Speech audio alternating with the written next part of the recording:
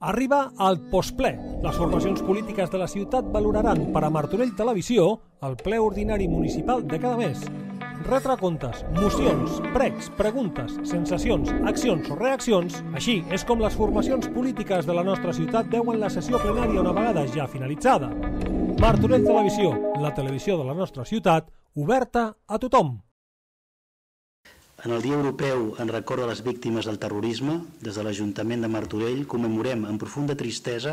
els dolorosos atemptats que vam sacsejar Espanya i el món fa 20 anys i ens unim a tots els ciutadans d'Europa per a honrar la memòria de les seves víctimes. Una vegada més, reafirmem el nostre compromís amb els valors de pau i convivència i recordem que és en la unitat i en la col·laboració on trobem la força necessària per superar les adversitats i construir un futur més segur i esperançador per a la nostra ciutadania. És en aquesta unitat on les víctimes, els seus familiars i amics, reconeixen la solidaritat i l'afecte de tot un poble, l'europeu, que rebutja qualsevol manifestació contra la dignitat i la integritat i qualsevol atac contra els pilars sobre els quals hem construït, edificat i desenvolupat la nostra civilització, la llibertat, la justícia, els drets humans, la democràcia. En aquest dia, en el qual honrem la memòria dels quals ja no estan, renovem la nostra responsabilitat de lluitar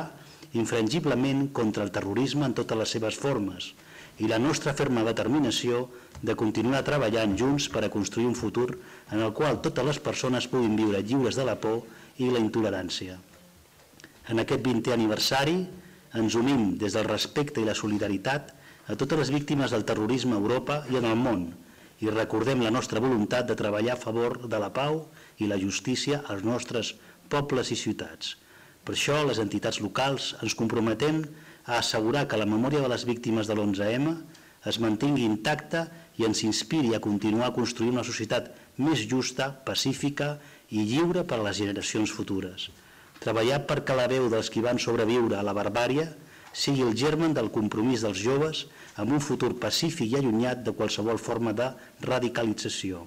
Garantir l'espai de consens entre societat civil i institucions amb les associacions de víctimes i defensar els principis fonamentals de memòria, dignitat, justícia i veritat.